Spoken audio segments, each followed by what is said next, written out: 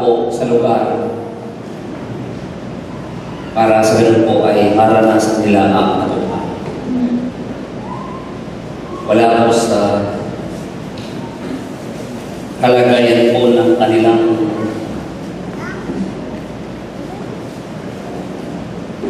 tirahan na sila po ay nasa mundo.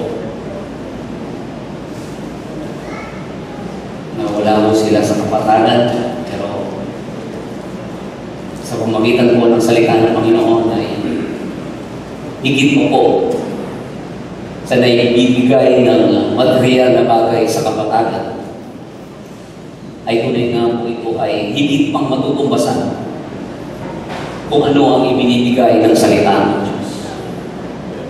Dahil ang tagumpay at ang kasiyahan ay nagmumula sa puso. Kanya lang po nagiging masaya ang isang tao sa kanyang ginagawa at kung bakit niya ginagawa ang bagay na yun. Dahil yun po ang kanyang pangunawa. Yun ang kanyang pinaniniwalaan. Tama po ba yan? So kung ano ang kanyang pangunawa at kung ano ang kanyang paniniwala, yun ang nagtutulak sa kanya kung bakit niya kailangan ang bagay mo. Amen po ba? Kaya ang mga tao noon na wala pa pong color TV, na ngayon ay meron tayong color TV. Palagay niyo po yung saya ng tao na noon na nanonood ng black and white at yung saya ng tao na nanonood ngayon ng color TV ay palagay niyo po mas masaya po ba tayo ngayon? No? Yung iba nga po color TV na at LED na binabago yung control. No? So ang saya po ay mula sa puso. Nasa ating pangunawa, no? Kung bakit ang isang bagay ay kailangan natin. Kaya ang isang bata, mas pipiliin niya yung gatas kaysa yung 1 milyon. Tama mo ba? Dahil sa kanyang pangunawa, ay yun ang magbibigay ng saya sa kanya. Kaya kung ano yung laman ng puso, yan po malinaw sa Bible, kung ano ang iniisip natin. As he think himself, so we see. Kung ano ang iniisip niya, yun ang kanyang buhay. Kaya po kahit na sikat na po ang isang kumpanya, sikat na ang isang bagay, kailangan pa rin mag-advertise. Di po ba? Dahil ang advertisement, ang siyang nagbabago sa pangunawa ng tao. Ang komersyal ay binabayaran na napakamahal. Milyon-milyon ang segundo na ginagamit sa television. Para lang yun ang maging kaisipan ng tao. Tama po ba yun? Kaya kung titignan po ninyo, yun ang nagiging buhay. Yun ang tumutulak sa kanya kung ano ang naitatanim sa kanyang isip at puso. Hindi mo niya gagawin yun kung wala sa kanyang isip. Hindi niya gagawin yun kung wala sa kanyang pangunawa. Tama mo ba yun?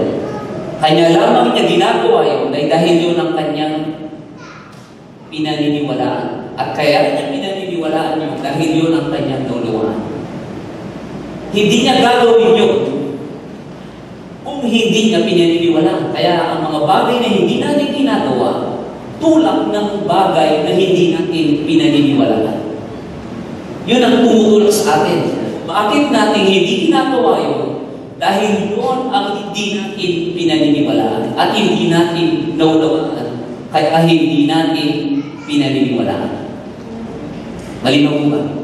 Kaya isang bagay na kung bakit mo hindi ginagawa yun, dahil yun ang bagay na hindi mo naunawaan, At kapag hindi mo naunawaan, hindi mo pinaniniwalaan. Ang mga bagay naman na siyang ginagawa natin, iyon naman ang bagay na ating naunawaan. At dahil naunawaan natin, kaya natin ito pinaniniwalaan. At ang mga bagay na ito na naunawaan natin at pinaniniwalaan natin, yun ang nagtutulak sa atin kung bakit natin ito ginagawa. So yung mga ginagawa natin ay bunga lamang ng ating paniniwala. At kung ano ang paniniwala natin ay bunga lamang ng ating pangunawa. Hello, nandiyan ba tayo? Kaya wala po sa panlabas. Kaya ang salita ng Panginoon ay hindi po katulad ng sistema ng mundo. Ang sistema ng mundo ay palitan lahat kung ano ang nasa labas. Kaya po, yung pong completeness, yung pong kaganapan ng katagumpay ay hindi nabubuo sa tao. Dahil po, ang unang dapat magbago ay ang pag-unawa at hindi ang panlabas. Tama po ba yun? Kaya kung ang naunawaan natin ngayon sa pagkain, na kahit ito'y kalbos kabuti lang, na ito ay kinuha mo lang sa bakuran mo, na wala itong, hindi mo ito binayaran. Kumpara sa isang mahal na pagkain, na steak, halimbawa steak, or kaya crispy pata, crispy pata na napakamahal. Tama mo rin. At yung talbos na kabuti, na hindi mo binayaran. Kung tama ang iyong pangunawa, hello? Kung tama ang iyong pangunawa, mas magiging masaya ka doon sa talbos ng kabuti kesa yung crispy pata.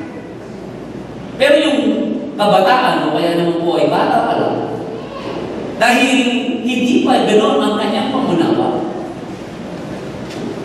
at yung lasa ng talbos ng kamote, yung panlabas tama mo ba yun?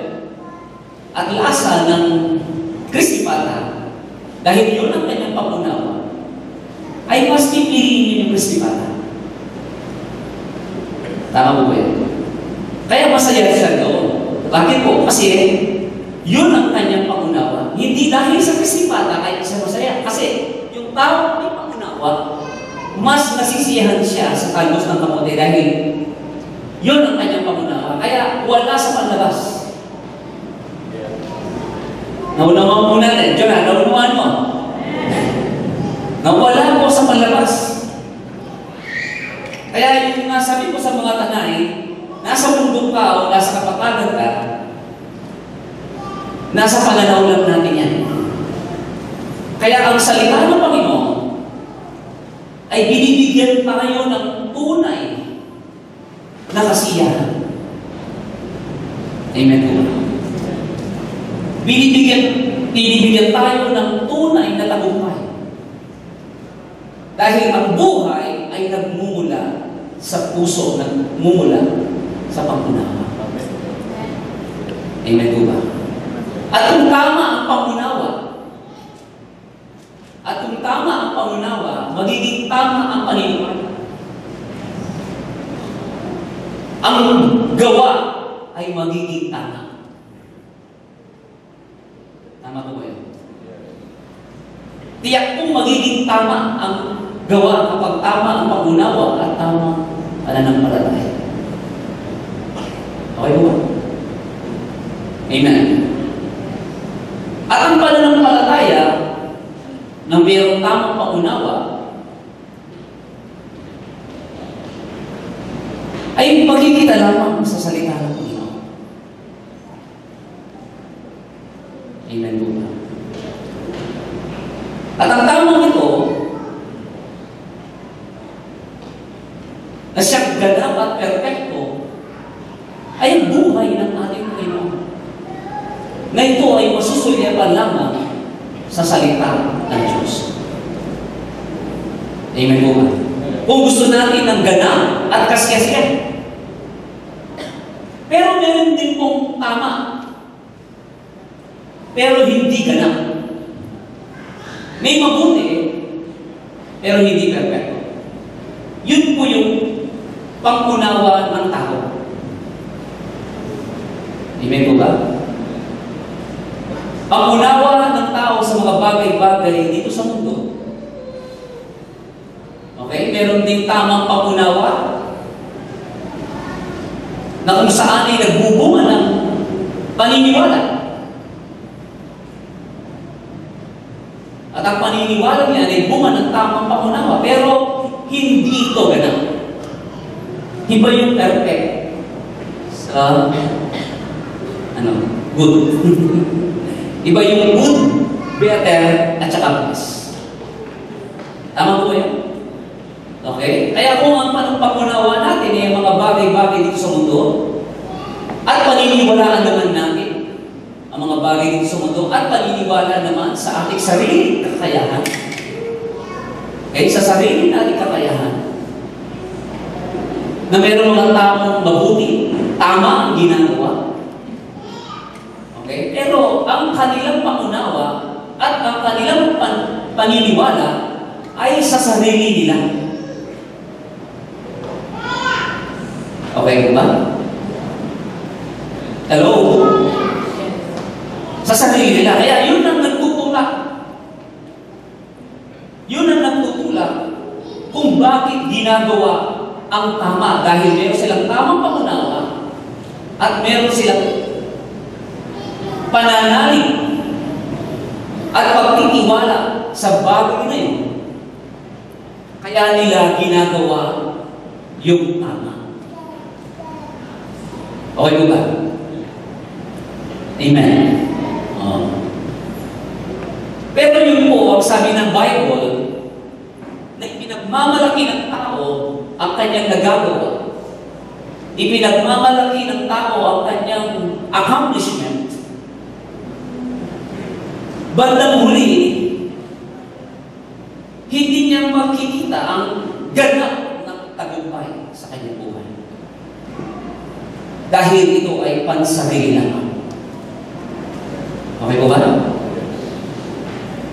O kaya paniniwala niya sa ibang tao. Paniniwala niya sa kanyang sarili. Paniniwala niya sa ibang bagay. Ang mga bagay nito at ang tao yun at ang sarili mo, hindi ito nananatili magpakailanman. Okay po ba? Ang mga bagay sa mundo at ang mga bagay sa tao at sa bagay sa iyong sarili, nagbabago po yan. Kaya po, nagbabago din ang saya ng tao kapag doon siya nananampalataya. Hello, nandiyan ba tayo?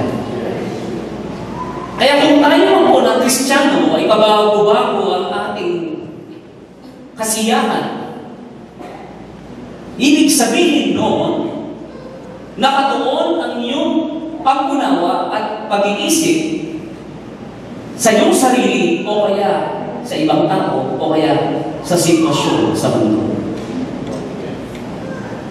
But if your understanding and belief ay laging nakatuon, look unto Jesus, the author and the finisher of our faith, spiritually minded is life and peace. But carnally minded, Romans chapter 8, carnally minded is death.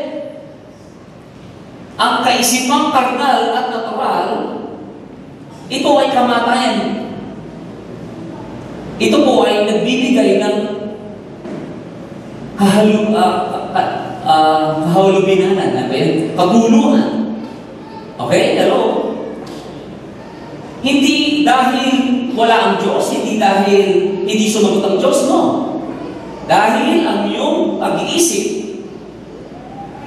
at pangunawa ay nakatuon sa mga bagay na natural. Hello?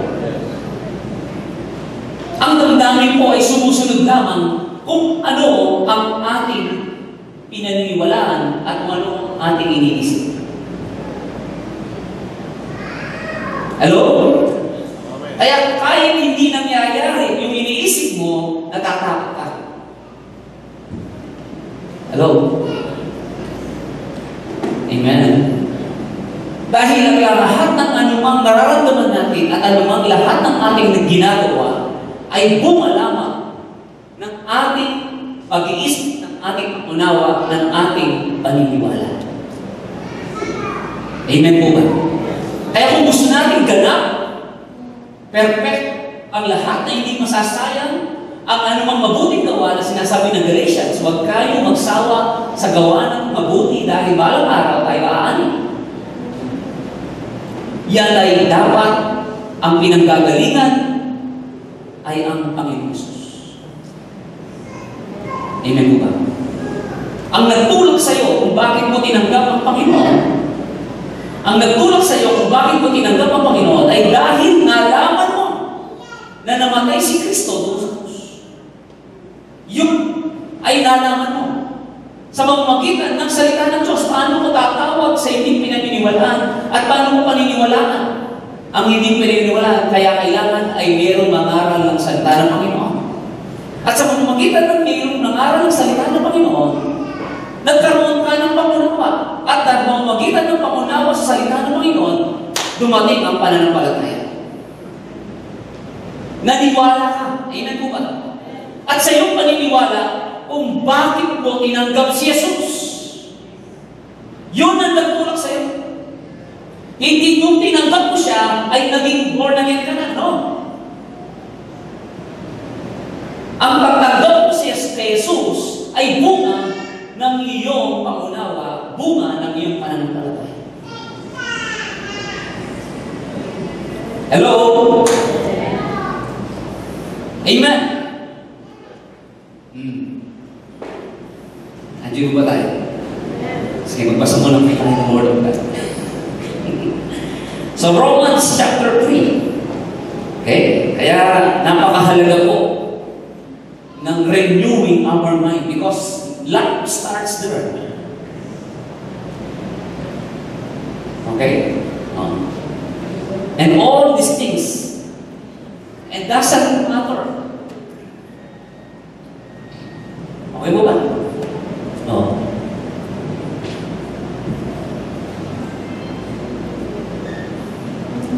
Ngunit ngayon, nahayag na kung paano pinawalang sala ng Diyos ang tao. Hindi sa pamamagitan ng kautusan. Ang kautusan at ang mga propeta mismo ang nagpapatotoo tungkol dito. Pinapawalang sala ng Diyos ang lahat ng sumasampalataya kay Jesus Cristo. Sa pamamagitan ng kanilang pananalig sa Kanya, maging Hudyo man o Hentil. Sapagkat ang lahat ay nagkasala at walang sino mang nakaabot sa kaluwalhatian ng Diyos. Ngunit dahil sa Kanyang kagandahang loob, sila ang grace. Amen? Bring us freedom. Gandahang loob, sila ay pinawalang sala na niya sa pamamagitan ni Kristo Jesus na siyang nagpapalaya sa kanila. Siya ang inialay ng Diyos bilang handog upang sa pamamagitan ng kanyang dugo ay mapatawad ang kasalanan ng lahat ng sumasampalataya sa Kanya. Ginawa niya ito ng Diyos upang patunayan siya'y matuwid. Noong unang panahon, nagtimpi siya at ipinagpa-umanhin ang mga kasalanan nagawa ng mga tao. Noong unang panahon, siya'y nagtimpi at siya po ay ipinagpa-umanhin ang mga kasalanan gawa ng tao. Ngunit ngayon, ay tuwirang ipinakita ng Diyos na siya'y matuwid at siya ang nagpapawalang sala sa mga sumasampalataya kay Jesus. Kaya ano ngayon ang ating may pagmamalaki? Wala. At bakit naman tayo magmamalaki? Dahil sa ating pagsunod sa kautusan? Hindi, kundi dahil sa ating pananampalataya kay Kristo. Kung gayon, maliwanag na sa pamamagitan lamang ng pananampalataya, mapapawalang sala ang tao at hindi sa pamamagitan ng pagtupad sa kautusan. Okay ba? Sa verse 27 ay nakikita ko natin dito ang isang bagay na wala ko sa Tagalog. Na ito po ang binabagit in verse 27 sa English. Where is boasting then? It is excluded. By what law? Of works? Batas ba o gawa? No. No? But by the law of faith. Ano? Meron ba tayo may pagmamalaki? Dahil ba sa batas? O dahil ba sa ginawa natin? No, wala. Kundi dahil sa batas ng pananampalataya. Sabihin po natin, law of faith. Yan. So, ganda po nun, yung verse 27. Pero bago po natin puntahan po yan, ay balikan po natin yung verse 24. No? Sa English version, okay po ba? Nandiyan po tayo? So, being justified freely by His grace through the redemption that is Christ Jesus. Okay? Verse 25, whom God set forth as a propitiation by His blood through faith to demonstrate His righteousness, because in His forbearance God had passed over the sins that were previously committed. Okay? So, ang biyaya ng Panginoon, yung kanyang kagandang loob, okay?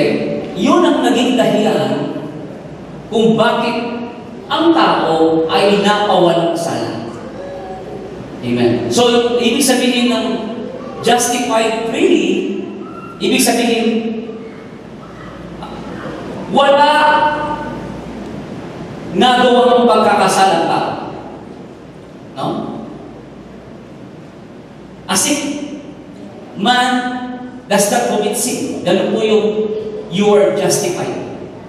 Ikaw ay pinawalang sala ng Diyos, na ibig sabihin, just as if hindi ka nagkasala. Hello?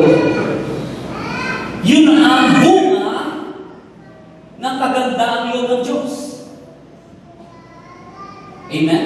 Dahil sa kagandaang loob ng Diyos, ang tao ay pinawalang sala. Just as if ang tao ay hindi gumawa ng kasalanan. Ganon ang kagandaang loob ng Diyos. Amen? So, ano man ang nagawa natin kasalanan, wala na sa Diyos. Kinalimutan na ng Diyos ang anumang kagkakasala ng tao dahil sa kanyang magandang loob sa atin. Amen po ba? Kaya yung nabanggit ko na ang Diyos ay hindi nakabase sa tao.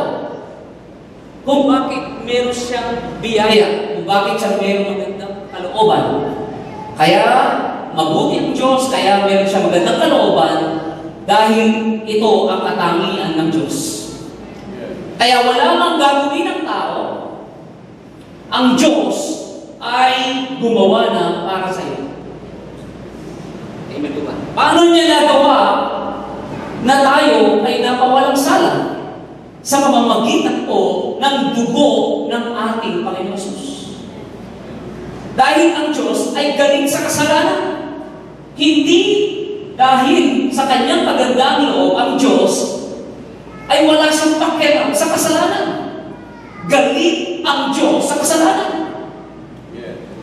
Pero, sa kasalanan yan na ginawa ng tao, na kung saan ay ang Diyos ay galit sa kasalanan, si Jesus na yun ang naging kapayaran sa kasalanan na ginawa ng tao. Amen po ba? Hello?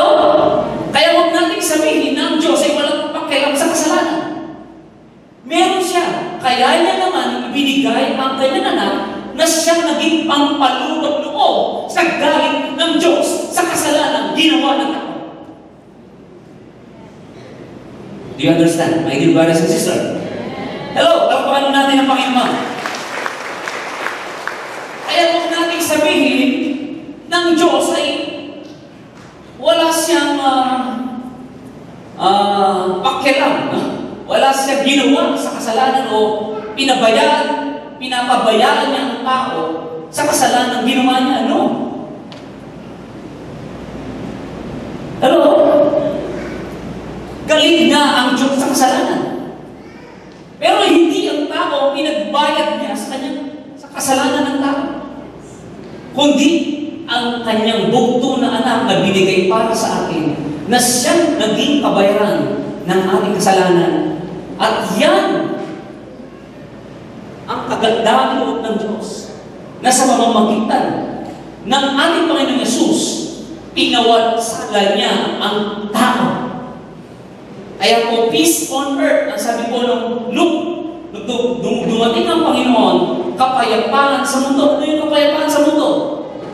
Ang galit ng Diyos sa kasalanan ay pagbabayaran ng ating Panginoon Kristo.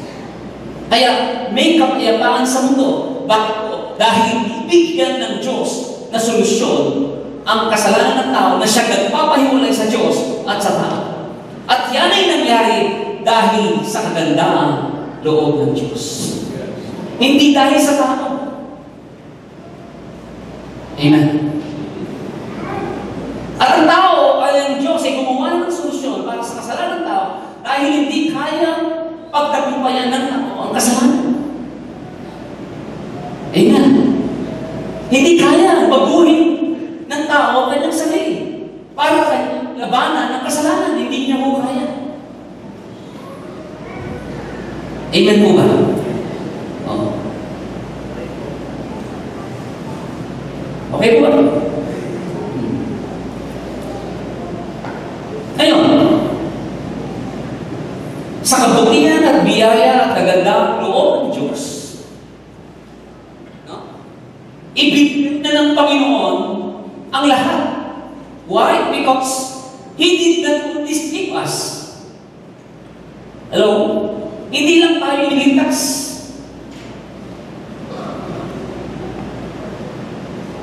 Kundi tayo po ay kinukot. Alam po yung talikhaga na isang hentil na tumulong sa isang ninakawan. Alam niyo yung talikhaga niya? Yung Pariseo, tinignan lang. Yung Saduseo, tinignan lang. Pero nandito po ngayon ang isang hentil. Tinulong niya. At hindi lang po niya iligtas doon sa kapahamakan, kundi kinukot niya. Ganun din po ang ginawa ng Panginoon sa atin. My dear brothers and sisters, amen. Hindi lang tayo niligtas sa kasalanan, kundi tayo ngayon ay kinukot.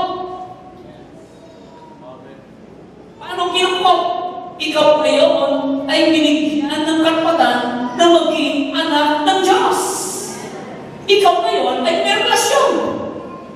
Iba yung nagbigay ka ng barya. Nagbigay ka ng pera sa isang pulubi. At pagkatapos, halika, tumuloy ka sa bahay namin.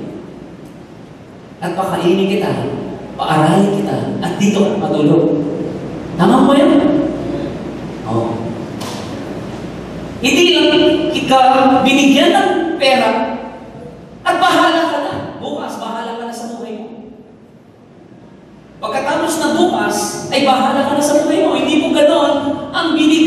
kaligtasan ng Diyos. Hello po? Amen. You are now just as if na hindi ka nagkasala, you have the right standing with God. Kaya nga, nawala na ang lumang pagkatao, ikaw ay bago ng nilalang, at ngayon ay nilalang ka sa Espiritu, kaya ikaw ngayon ay anak ng Diyos. Hindi ka lang iniligtas sa kasalanan, kundi ikaw ngayon ay may kaugnayan, at ikaw ngayon ay may relasyon, at lahat ng na kay Kristo ay sa'yo. Amen. Hindi lang po 500, kundi yung kung 1,000 ay Spirit. At tagapagmana. Hello. That's why you are joint heirs with Christ. O hindi tayo gayon. Iniligtas na bahala na tayo ngayon. Ako'y wala ng kasalanan. Ako'y ligtas na. At ako ngayon ay bahala na sa buhay ko kung paano mamuhay. No! You have now a relationship with God.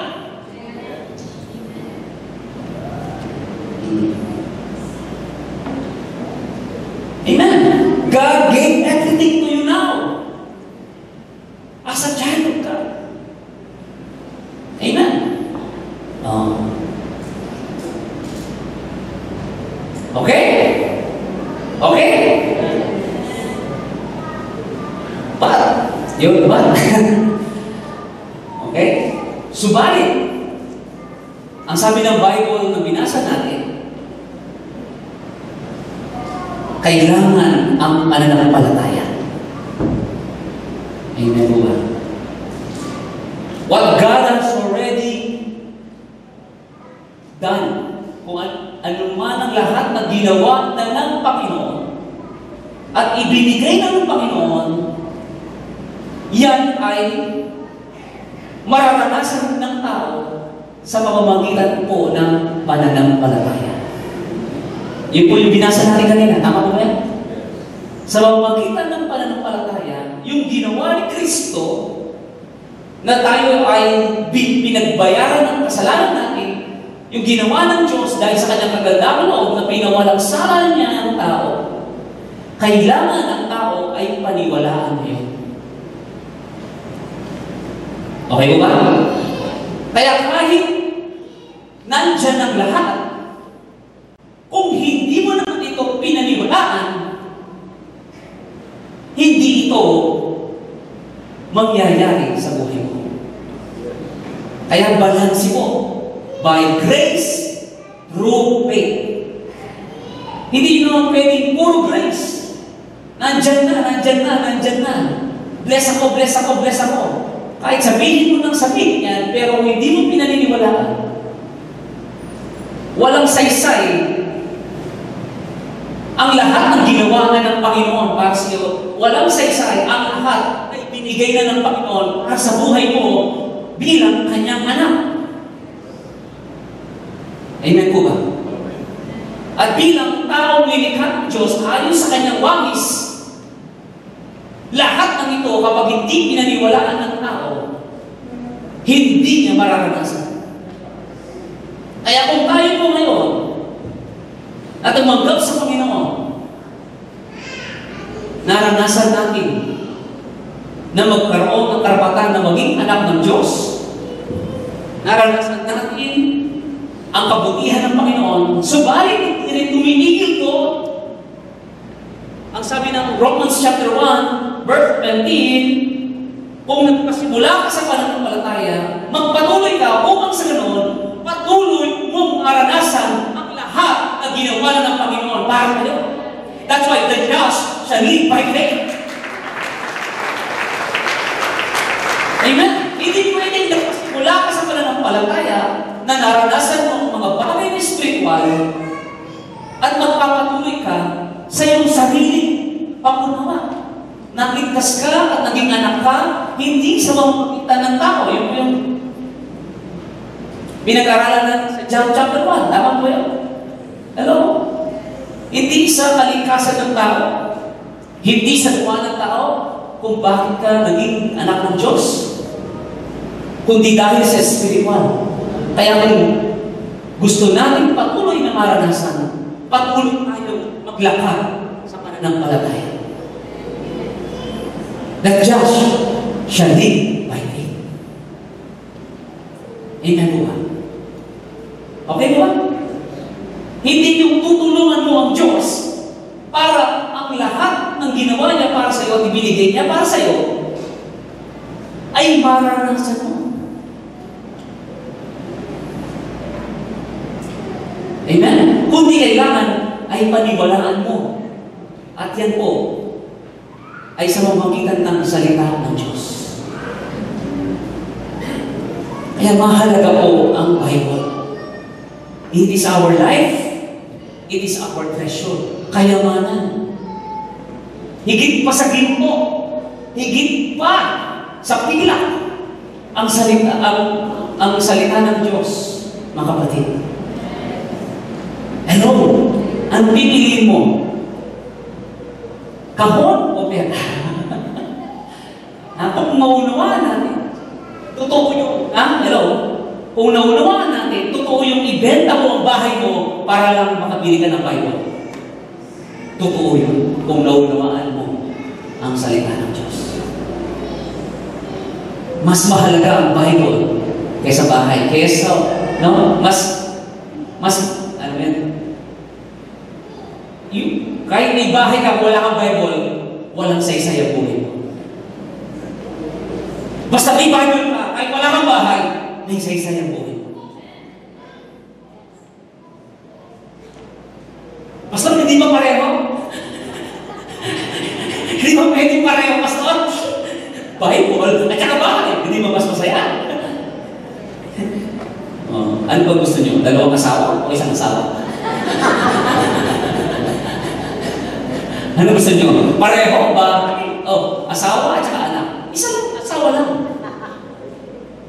Hindi yung may anak. Tama mo ba yan? Hello? Gusto mo, asawa na may kotse, asawa na may bahay, asawa, hindi po. Hello? Kapag meron kang asawa, susunod na ang lahat. Yun po yun. Kapag may puno ka, may bunga ka. Di ba ba? Amen. Nandiyan ba tayo? At kapag may puno ka, are you listening? Kapag may puno ka, hindi mo na asikaso yung bunga. Tama mo ba yan? Yung kapitbahay mo namin, ang dami mo niyang puno. Nagkakalaglagan na po yung mga bunga. Sabi ko po, napakataas po yung mga ibang bunga. Pwede mo pa putulin natin ang puno? Ay, hindi pwede, sabi niya. Di ba ba? Mahalaga ang puno kaysa bunga. Amen? Hello? Dahil sa bunga, kapag may puno ka, eventually magsasawa. Kapag may puno ka. Kaya po, the listing, sabi ng Bible, the listing. Amen? The listing. That we can experience na mga pwede natin maranasan sa Panginoon ay ang mga salapi.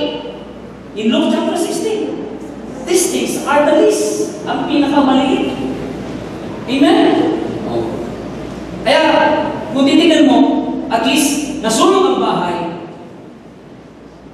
hindi nawala ang buhay. Hello? Mas mahalaga ang buhay. Tama mo yan? Sanay ka ng Messi lang. Ay, mali. Kung meron ng gano'n, iilan lang yun. Di ba ba? Di ba? Messi lang din pala. Matachua! Messi lang. Kahit nasunog ang bahay, kahit nasunog ang bahay, salamat sa Diyos! Salamat sa Diyos! Di mo ba? Hello? Di ba gano'n? Hindi ba yung, sila hindi ako?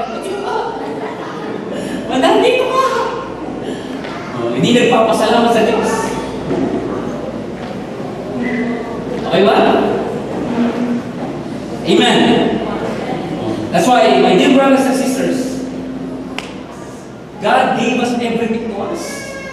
And it follows everything. Seek ye first the kingdom of God and His righteousness, and all these things shall be added unto you. And life is not only here.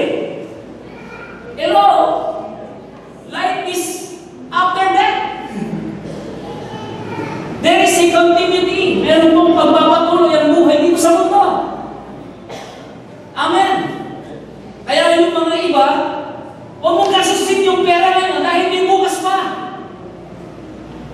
Kung yan ay ating ginagawa at inaniniwalaan, my dear brothers and sisters, ang salita ng Panginoon ay kayamanan. Ang salita ng Panginoon ay there is life after death. And it is not the system of this world ang susundin, but the system, the will of God ang susundin in heaven. Hello? If you are preparing your future in this world, my dear brothers and sisters, higit na mas alam ng Panginoon ang anong magandang kinabukasan para sa atin. At hindi lang ang mga bagay dito sa mundo ang ibinigay ng Panginoon, but now and forever. And Jesus is the way, the truth, and the life. Patungkol sa now and forever. Being forever! Hello? Amen! At si Jesus ang forever natin!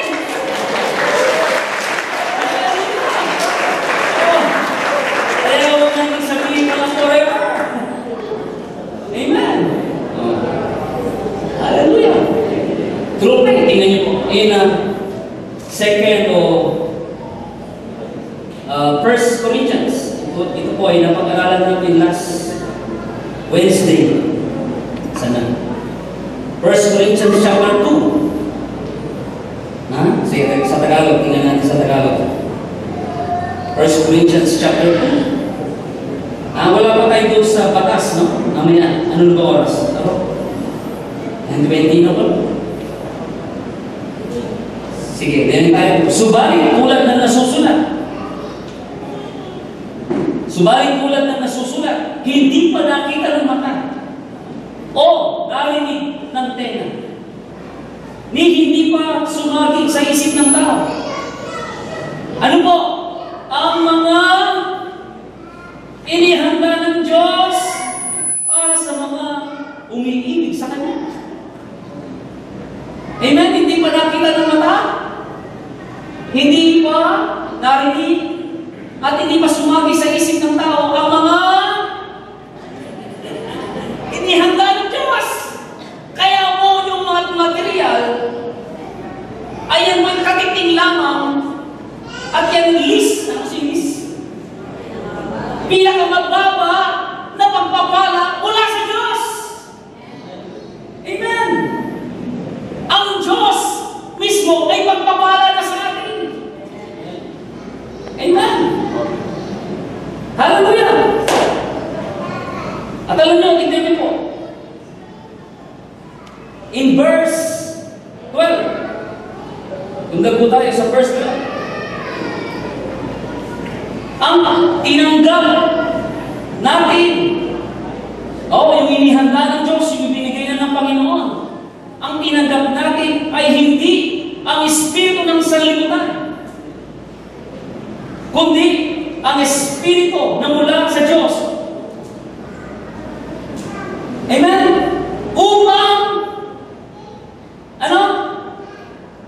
Upang maunawaan natin ang mga libre, free gift. In English, freely given. Amen? Are you listening?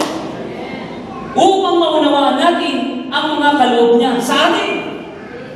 Hindi ang espiritu ng salimutan, hindi ang sistema ng tao, ang sistema ng mundo, para malaman mo ang mga ibinigay na ng Diyos para sa iyo.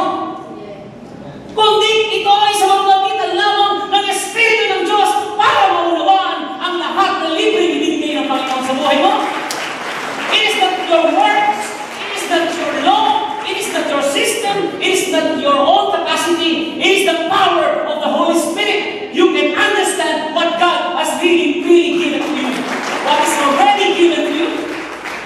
Kaya mo, ang mga bagay na yan na naranasan natin ngayon, yan ay katiting lamang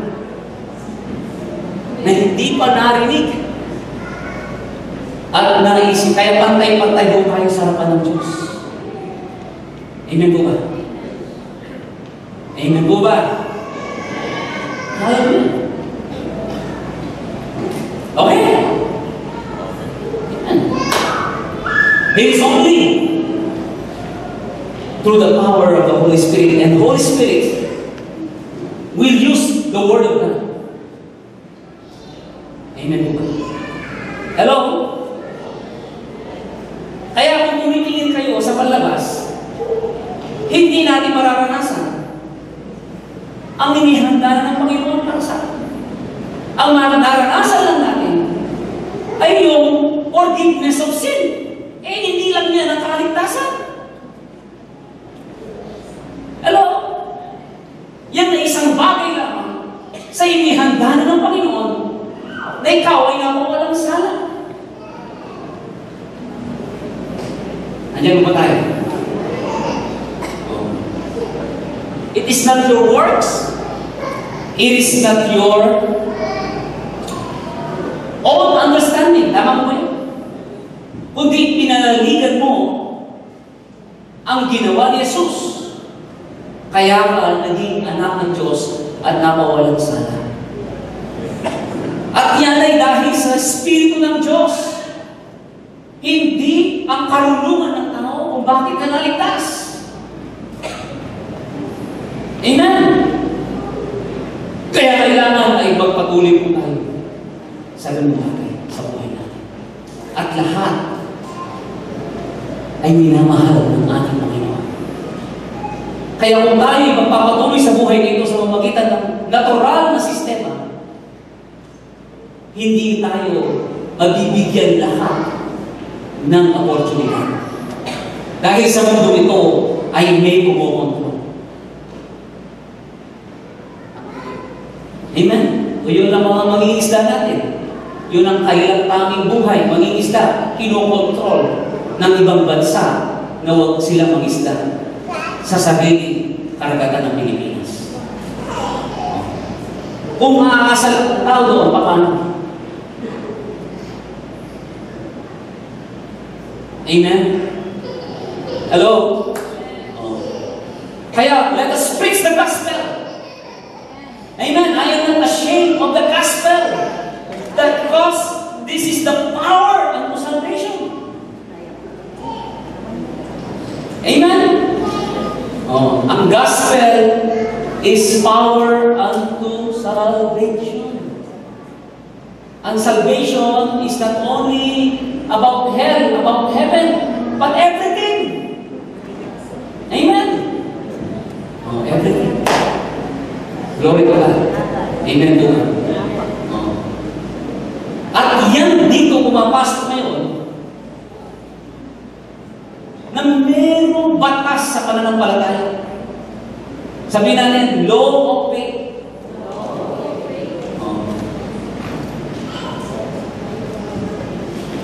Okay?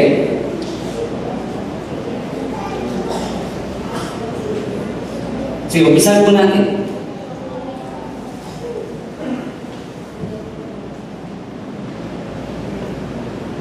Tubig, water is already given. Hello, water. Minom po ba kayo tubig? Okay? Ang tubig is given. Hindi natin pinagpagura ng tubig. Tama mo ba yan? Ang karagatan, ang iniinom na tubig ng tao ay mula sa bukal ng lupa.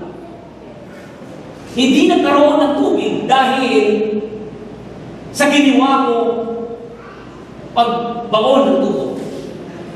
Dahil sa pagbaon ko ng tubo, nagkaroon ng tubig, no? May tubig na. Wala pa akong ginawa, may tubig na. Are you listening?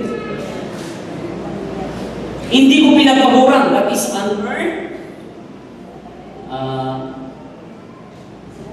unmerited Before, wala akong ginawa, pero meron akong tubig doon sa bako. Ngayon, medyo mahirap na yung pagbaon ng tubo, di ba? Pero noon, napakadali magbaon. Pero iba na ngayon dahil marami ng mga tao kumukuha ng tubig, kaya lumalalim at lumalalim ang pagkunan ng tubig. Amen? Dati po, ito yung Cosinecro, ito yung bomba mo. Kapag binaon mo, lumabas ang tubig. Na ito yung Cosinecro, nasa fresh, mineral water, purified. Alkaline na, purified na. Pero may bawal na yan, no? Bawal na, meron na solid, no?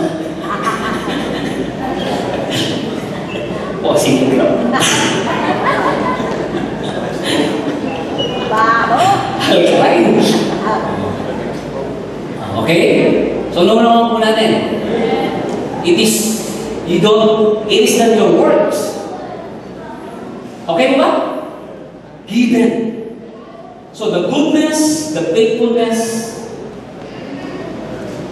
everything is given by God. Not of yourselves and not of your works. Water is the Amen po ba? Okay? O, tama ba, Mike? Ha? O, ganun po ang pagbubuhay ng Panginoon. Wala akong gagawin. Yes! May ginawa ka ba nung abracadabra, tubig? Lumabas ang tubig. Dahil sa iyong abracadabra, no! It is given. Wala akong ginawa. O. Ngayon, listen. There is a law. Mayroon na pong tubig. But there is a law to follow. Kailangan magbaon ka ng tubo. That is the law. Amen? Hindi naman pwedeng may tubig nga. Tapos ang gagawin mo, huhukay ka ng huhukay. Hanggang marating mo ang tubig. Huh? Oh. At tapos magsusupply ka sa mga bahay-bahay. So you don't follow the real principle. Kasi po kapag nabuhay ka ng mabuhay, dudumi yung tubig. Tama? Okay? Kaya po sa bahay-bahay natin, hindi po tubig ang binabayaran nyo, kundi yung serbisyo ng kumpanya ang binabayaran natin. Dahil ang tubig, libre. Libre tubig. Kaya kung may jetmatic ka sa bahay, hindi po tubig ang binabayaran mo sa jetmatic, kundi yung kuryente. Hello? Bakit kami tubig? Kasi you follow the principle. You follow the law. Amen? Kaya po kahit nandyan yan, kung hindi mo ipapalo ang law, masasayang po kung ano ang nandyan. Okay ba? At hindi pwedeng gawin mo ang gusto mo. Kundi kailangan mong sundin kung anong batas para tubig ay lumabas mula sa ilalim ng tubig. Hindi yung gusto mo. Hindi yung pamamaraan mo. Amen?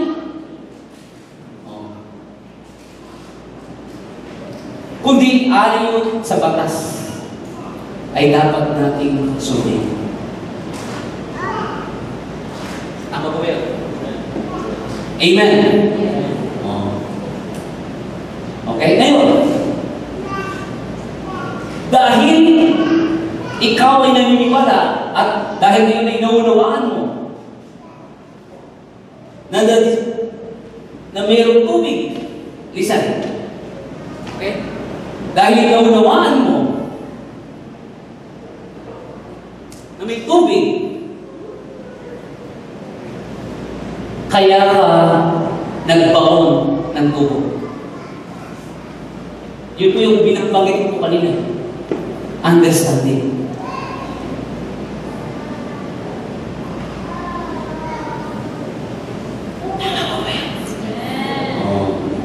Okay? Hindi mo gagawin mo kung wala kang pangunawa. Kaya napakahalaga po ng understanding. At ang understanding ay nagbubunga ng pananampalataya o paniniwala. Are you listening? Oh. Okay? At dahil sa iyong pangunawa, at pinaniwalaan mo na kahit hindi mo nakikita ang tubig na nasa ilalim ng lupa, gagawin mo kasi yun ay pinaniwalaan mo. At bakit mo pinaniwalaan? Dahil naunawaan mo. Naunawaan mo na rin? Hello? Kaya mo lang ginawa yun dahil naunawaan mo. Kaya mo lang ginawa yun dahil pinaniwalaan mo. At sinunod mo ang tamang batas. Are you listening? The law of pagbungal ng tubig. Okay? So there is a law of faith. So ano po yung law of faith natin? It is through the Spirit of God. Through the Spirit of God, kung ano inihanda ng Diyos na hindi pa nakita ng mata, hindi pa narinig ng tenga, ay yan ay maunawaan mo lamang sa pamamagitan po ng kanyang Espiritu, at ang Espiritu niya ay kikilos sa kanyang mga salita na siyang pagpupulayan, pag-aaralan, at maunawaan sa buhay natin. Amen ba? Oh. Hindi pwedeng maniniwala kayo sa iyong sarili, kakayahan, at gagamitin mo ang karunungan mo, o gagamitin mo yung hindi ka marunong, hindi ka nag-aral, kaya hindi mo malalaman ang inihanda ng Diyos. Hindi po, huwag mong maging dahilan yan, at huwag mo rin maging dahilan ang karunungan mo at kakayahan mo. Kundi, ito lamang ay sa pamagitan ng Espiritu ng Diyos, at ang Espiritu ng Diyos ay kumikilos sa pamagitan ng kanyang mga salita. And that is the law of faith. May batas. Amen. Oh. Kaya kung halimbawa, listen. Are listening? May tubig nga sa ilalim ng lupa, pero ginamit mo hose. Yun po, against the law. Kaya kahit may lupa, pero kahit may lupa, kahit may tubig, but you violate the law.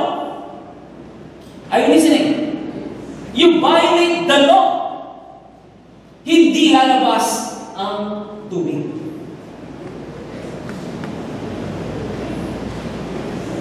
Amen. Kaya po,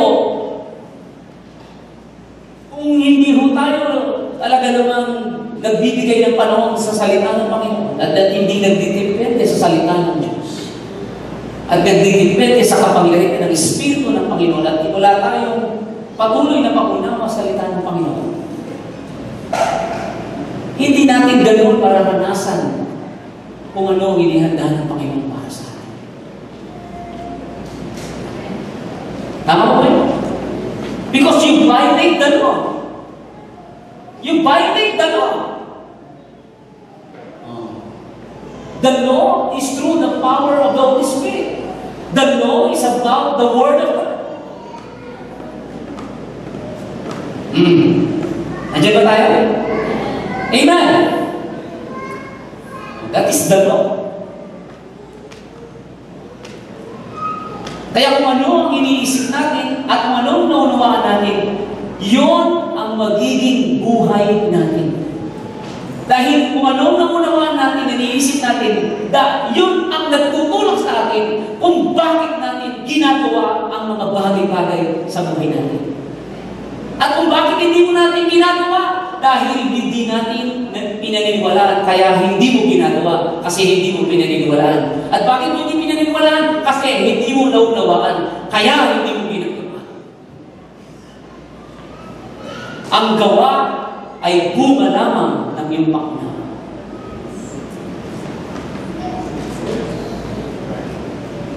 Amen po ba?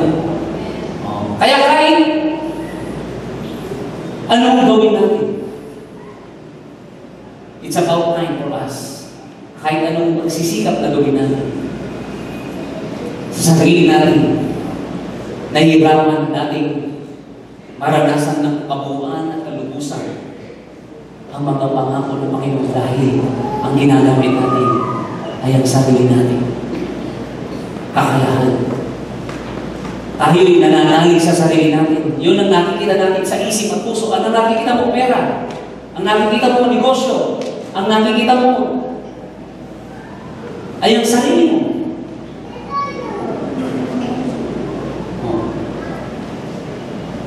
Hindi ang Diyos. Look unto Jesus, the author and the finisher of our faith. Sa panlabas ay walang pagkakaiba. Pareho yung gumagawa, pareho yung nagtatrabaho, pareho yung nagpipray, pareho yung nagbabible. Yung kulto o hindi kulto, unbeliever. Pareho yung tumatawag sa Panginoon.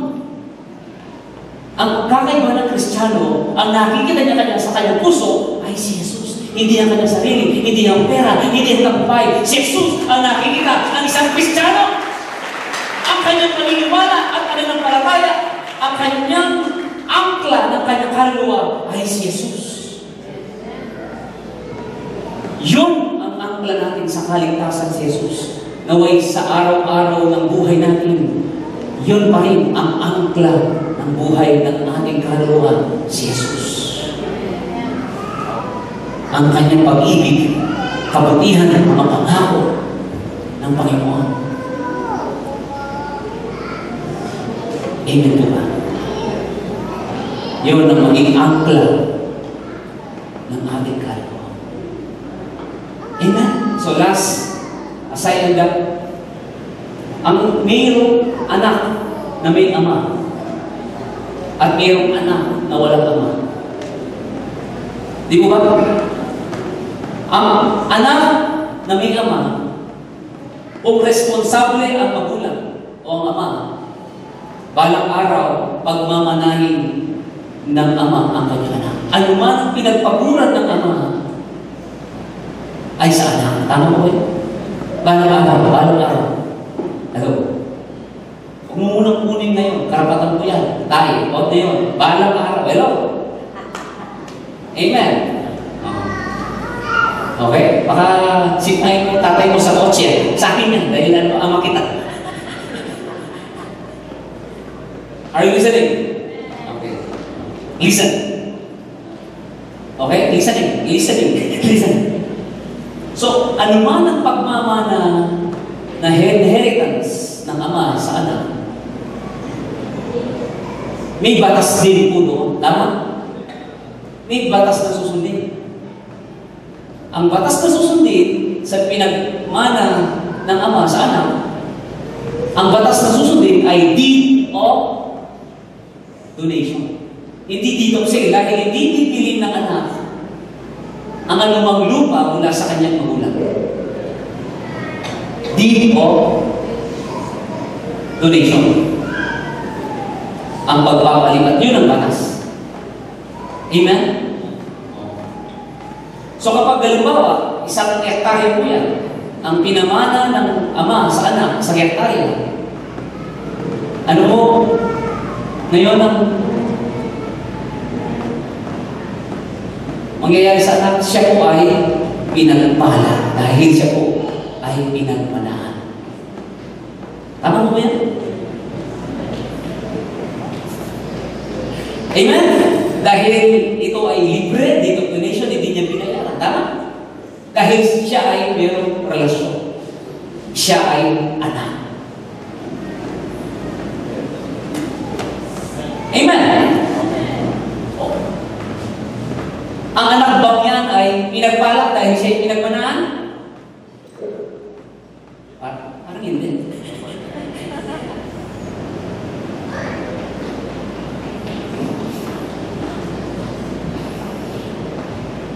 Ang trick, ano?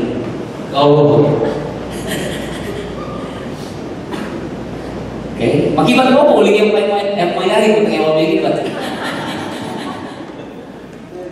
Deed of donation, libre, dahil sa kagandang loob ng Ama.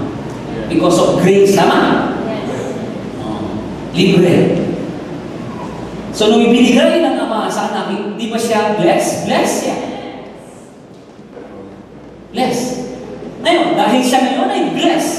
Listen. Dahil siya ngayon ay blessed.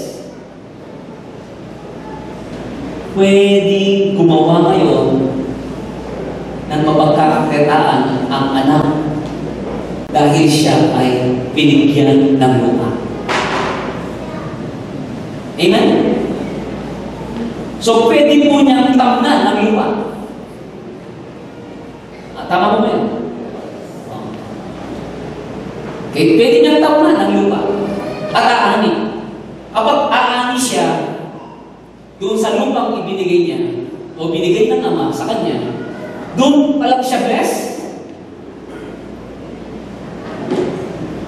Ay, blessed ako ngayon, nag-ani ako, hindi po. Nung siya'y binigyan ng lupa, siya po ay blessed na.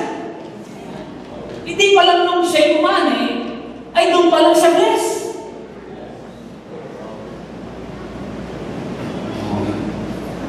Amen? Ngayon, bakit siya nagtanim? Bakit siya nagtanim? Dahil tinanggap niya yung ibinigay ng kanyang Ama. Amen? Bunga ng pagpapala kung bakit siya kumilos. Bakit ako magtatanim kung hindi naman ako binigyan? Kaya ka lang magtatanim dahil sa ibinigay sa iyo.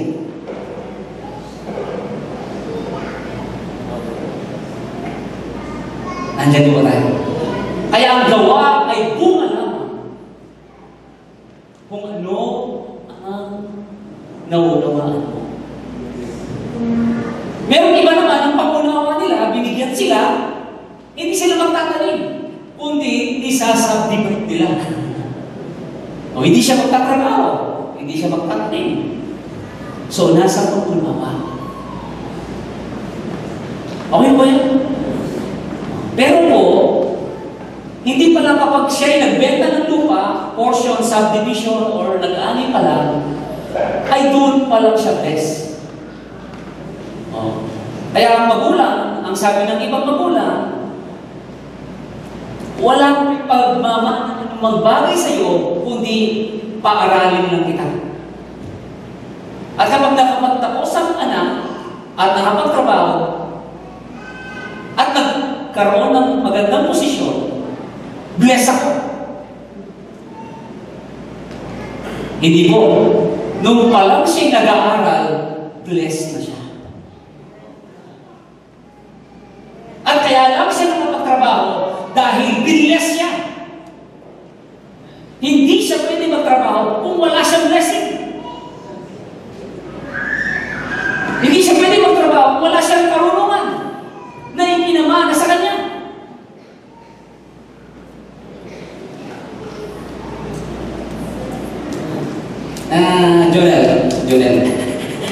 Joel, gusto niyo ba kanta? Amen! Hello, palapalo natin ang Panginoon. Ang nakikita lang po natin yung panlabas. But the real life is inside. The real life is understanding. Ano? Amen. Bakit siya nakapagtrabaho? Bakit siya nakagawa? Dahil sa kanyang nalaman. Hindi niya pwede gawin ang hindi niya alam. Hindi niya pwede gawin ang hindi niya pinaniniwalaan. listening? Hello? Kaya, huwag nating pawalang halaga ang salita ng Panginoon because it renew our understanding.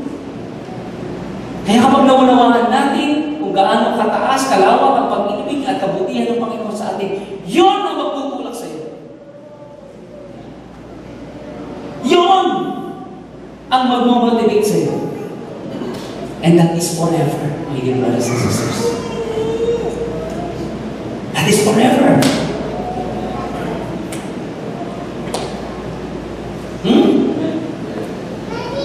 Amen. Oh, hallelujah. Amen.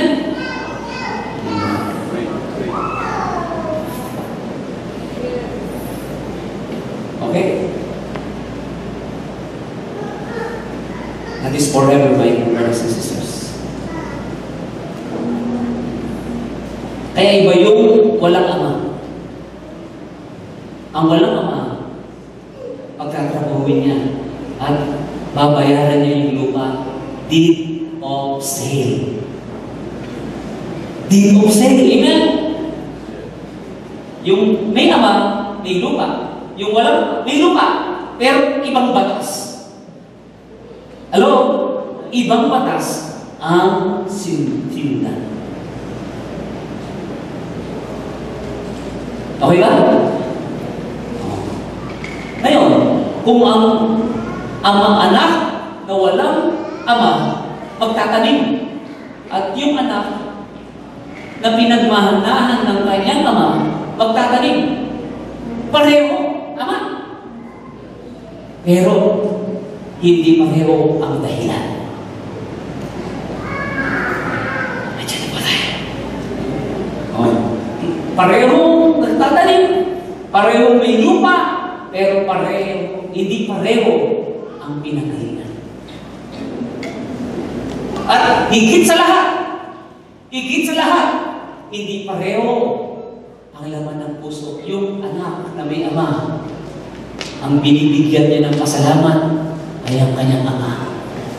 Ano man ang bunga ng kanyang buhay, ano man ang tagumpay, dahil sa pinamana siya at siya'y na-empower. Hello? Ang papuri ay sa ama. Pero yung anak na walang ama, ang papuri ay sa kanyang sarili. Pinabayaan ako ng magulang ko. Kaya, pinabayaan ako ng mundo. Ang sarili niya, ang kanyang motivation, ang sarili niya, ang kanyang nakikita sa kanyang isip at puso, ang tagumpay, ang pera, ang ngalan, ang posisyon, ang nakikita. Pero yung anak ng may ama, ang nakikita niya sa kanyang puso ay ang kabutihan ng kanyang ama. Ano man ang nasa kanya ay mula sa kanyang ama. Hindi niya nakikita ang kanyang sarili.